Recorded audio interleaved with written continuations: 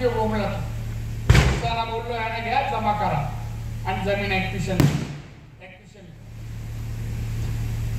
आणि जागा ऍक्विशन केली. योगाने या विमानतळ पूर्ण झाला.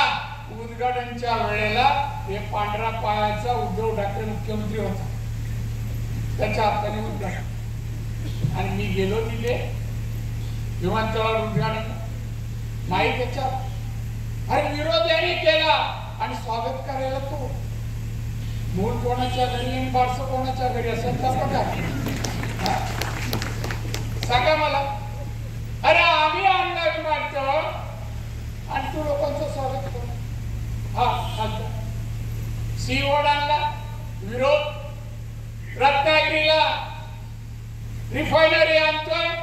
किती कोटी खर्च होणार रिफायनरीला? 3 लाख कोटीला. 3 लाख कोटी खर्च हो रिफायनरी होते.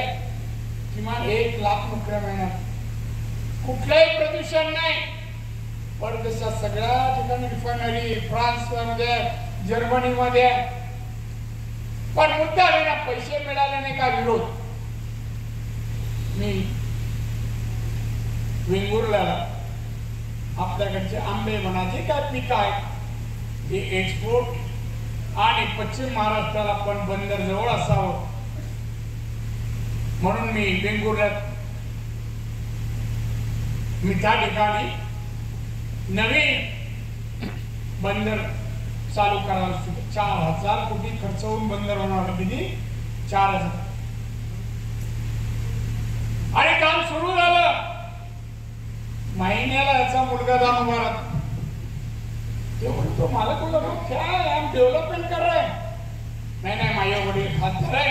महिन्याला एवढी काय हप्ता कसला लाज वाटत नाही हो. एक दिवस त्याला आणतो मी या भागात. तो मालक जॉन म्हणून आहे. अक्षरशः छळतात. हा हायवे होत असताना ठिकठिकाणी रस्ते अडवले का शिवसेनेवाल्यांनी अडवले. पैसे पाहिजे मला अजिबात द्यायचे नाही. मी एसपी ला बोललो जो पैसा मागे रस्ता अडवे त्यांना आत्महत्या करा विकासाला देतो. आपला रस्ता पूर्ण झाला. रत्नागिरीचा झाला का बघा.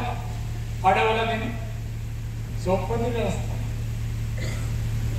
त्या जोडा मार्ग मध्ये मोफा एअरपोर्टच्या जवळ गोव्याला मोफा एअरपोर्ट आपल्या बॉर्डरला लागून आहे. आपल्या दोडा मार्ग मधून 40 मिनिटात तो एअरपोर्ट आहे. 1000 एकर